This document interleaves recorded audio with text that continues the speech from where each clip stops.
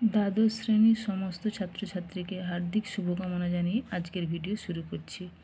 আজকে class 12-এর third সেমিস্টারের রায়মার্টিন প্রশ্ন বিচিত্রা থেকে মডেল কোশ্চেন পেপার 1-এর প্রশ্ন উত্তর আমি তোমাদের সাথে শেয়ার করব। আশা করি তোমাদের উপকারে আসবে এই ভিডিওটি। আর আমার এই ভিডিওগুলো যদি তোমাদের একটু হলেও উপকারে আসে তাহলে আমার চ্যানেলটিকে অবশ্যই সাবস্ক্রাইব করবে এবং আমার এই ভিডিওগুলোকে লাইক কমেন্টও একটু বেশি বেশি শেয়ার করবে, যাতে একটু বেশি জনের উপকারে আসতে পারে। চলো পড়াশোনা শুরু করি। প্রথম প্রশ্ন দেখো, আমার হাতি, বক্তাকে উত্তর হবে মহারাজ। 2 নম্বর প্রশ্ন, অভিমান করে চলে গেলি মা, কার যাবার কথা বলা হয়েছে, উত্তর হবে আদরিণী। 3 নম্বর প্রশ্ন, হস্তি ভাড়ার বিজ্ঞাপন আদরিণী গল্পের কোন পরিচ্ছেদে আছে, উত্তর হবে পঞ্চম। 4 নম্বর প্রশ্ন, কল্যাণীর বিবাহের দিন স্থির হয়, উত্তর হবে 10ই জ্যৈষ্ঠ।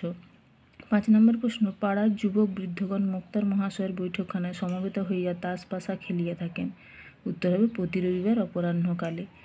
6 দেখো, ক স্তম্ভর সাথে খ স্তম্ভ মেলানো আছে, তার মধ্যে 1-এর সাথে ডি এরটা মিলবে, 2-এর সাথে এ এরটা, 3-এর সাথে বি এরটা, 4-এর সাথে সি এরটা, মানে ক্ষয়ের অপশানটা ঠিক হবে। তোমরা এগুলো মিলিয়ে নেবে ভালো করে। 7 নম্বরে 4টা বিবৃতি আছে, প্রথম দুটো তার মধ্যে সত্য, আর প্রথম দুটোর পরে যে দুটো আছে 3 নম্বর 4 নম্বরে সেগুলো মিথ্যা, মানে দুটো সত্য আছে দুটো মিথ্যা আছে, তোমরা এগুলো দেখে নাও। 8 নম্বরের প্রশ্ন আছে, একটা বিবৃতি আছে একটা কারণ আছে, তো এ হচ্ছে আর দুটোই সঠিক এবং আর হচ্ছে এর সঠিক ব্যাখ্যা, ঠিক আছে। 9 নম্বর প্রশ্ন দেখো, বাতাসের ধর্ম কি, উত্তর হবে শুধু না থামা কখনো। তারপরে 10 নম্বর প্রশ্ন, পংক্তিটির সঠিক ক্রমটি হলো, মানে পংক্তি যেগুলো আছে সেগুলো সঠিক ক্রম কী হবে, দেখো ক্ষয়ের অপশানটা ঠিক হবে, আমি দাগ দিয়ে রেখেছি, তোমরা এগুলো পরে ভালো করে ঠান্ডা মাথায় মিলিয়ে নিও। 11 নম্বর প্রশ্ন দেখো, 4টা বিবৃতি আছে, এই 4টাই কিন্তু ভুল আছে, তার মানে ঘয়ের অপশানটা ঠিক হবে, 4টাই ওখানে মিথ্যা আছে। কিছু প্রশ্ন চালাকি করে দেয়, ঠিক আছে। 12 নম্বর প্রশ্ন দেখো, কিছুই ছিল না, যেগুলি ছিল না সেগুলি কী কী, উত্তর হবে কবচকুণ্ডল, ধনুক তুনির, শিরস্ত্রাণ। 13 নম্বর প্রশ্ন দেখো, দিগ্বিজয় যাওয়ার জন্য রাজপুত্রকে সাজিয়ে দেন কে, উত্তর হবে দুয়োরানী।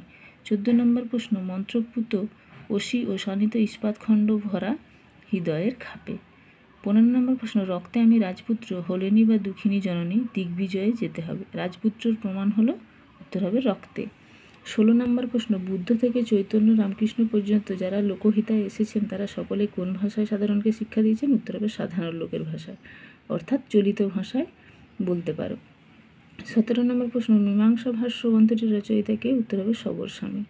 18 নম্বরে দেখো দুটো বিবৃতি আছে, এই দুটো বিবৃতির মধ্যে দুটো বিবৃতি কিন্তু সত্য, আর উভয় সত্য হলেও কিন্তু পরস্পরের সাথে কোনো সম্পর্ক নেই, মানে ঘয়ের অপশানটা কিন্তু ঠিক হবে, ঠিক আছে। 19 নম্বর প্রশ্ন দেখো, ভাষাকে করতে হবে ড্যাশ যেমন, উত্তর হবে সাপ ইস্পাত। তারপরে 20 নম্বর প্রশ্ন দেখো আছে, সে ভাষা সে শিল্প সে সঙ্গীত কোনো কাজের নয়, সেটা কি, উত্তর হবে সেটা ভাবহীন প্রাণহীন, যেটা ভাবহীন প্রাণহীন। 21 নম্বর প্রশ্ন, দূর পথের ছেলে তার দিকে ঢিল ছোড়ে, কার দিকে ঢিল ছোড়ে, উত্তর হবে কুকুরের দিকে। 22 নম্বর প্রশ্ন, তোমার দৌড়ে ড্যাশ ছড়া দিই, উত্তর হবে রক্তের। 23 নম্বরে আবার পংক্তি সঠিক ক্রম আছে, সেটা ক্ষয়ের অপশানটা আমি করেছি, তোমরা ভালো করে মিলিয়ে নেবে। 24 নম্বর দেখো, আমাদের দুজনের হাতগুলোই লাগবে, কিসের জন্য, উত্তর হবে ধুয়ে মুছে আগুন বানাবার জন্য। তারপরে 25-এ আছে একটা বিবৃতি একটা কারণ, তার মধ্যে এ আর আর দুটোই সঠিক এবং আর হচ্ছে এর সঠিক ব্যাখ্যা। 26 নম্বর প্রশ্ন, তুলনামূলক ভাষাবিজ্ঞানের সূত্রপাত করেছিলেন কে, উত্তর হবে স্যার উইলিয়াম জোন্স। 27 নম্বর প্রশ্ন দেখো, বাংলা প্রতিশব্দ অনুসারে সঠিক ডায়াগ্রাম কোনটি, উত্তর হবে ঘয়েরটা, ফোনোলজি ধ্বনিতত্ত্ব, মরফোলজি রূপতত্ত্ব, সিনটেক্স বাক্যতত্ত্ব, আর সিম্যান্টিক্স মানে হচ্ছে শব্দার্থতত্ত্ব, এটা ঠিক হবে। তারপরে 28 নম্বর দেখো, চিন্তার পোশাক বা দ্য ড্রেস অফ থট মতবাদটির প্রবক্তাকে, স্যামুয়েল ওয়েসলি। তারপরে 29 নম্বর প্রশ্নে আছে দেখো, অভিধান অনেক রকমের হয়, তার মধ্যে অতি পরিচিত হলে একভাষিক ও দ্বিভাষিক অভিধান, যেখানে এক ভাষার শব্দকে সেই ভাষাতেই ব্যাখ্যা করা হয় তা হলো একভাষিক অভিধান, যখন এক ভাষার শব্দ অন্য ভাষায় ব্যাখ্যা করা হয় তখন তা দ্বিভাষিক অভিধান, বাংলা থেকে বাংলা কিংবা ইংরেজি থেকে ইংরেজি হলো একভাষিক অভিধান। 30 নম্বরে দেখো, ল ধ্বনিটি কি, উত্তর হবে পার্শ্বিক ধ্বনি। ত্রাণ এর ত্রয়রফলাটা হলো কি, যুক্তধ্বনি। 32-এর উচ্চ মধ্যম সম্মুখ প্রসিদ্ধ আর অর্ধসংবৃত্ত তালব্য স্বরধ্বনিটি কোনটি, উত্তর হবে এ। 33 নম্বর প্রশ্ন, শব্দার্থের পরিবর্তনকে কত ভাগে ভাগ করা যায়? 3 ভাগে। 34 নম্বর প্রশ্ন, দারুণ শব্দের আদি অর্থ কি? কাষ্ঠ নির্মিত। 35 নম্বর প্রশ্ন, থিসরাস অভিধানের আবিষ্কর্তাকে?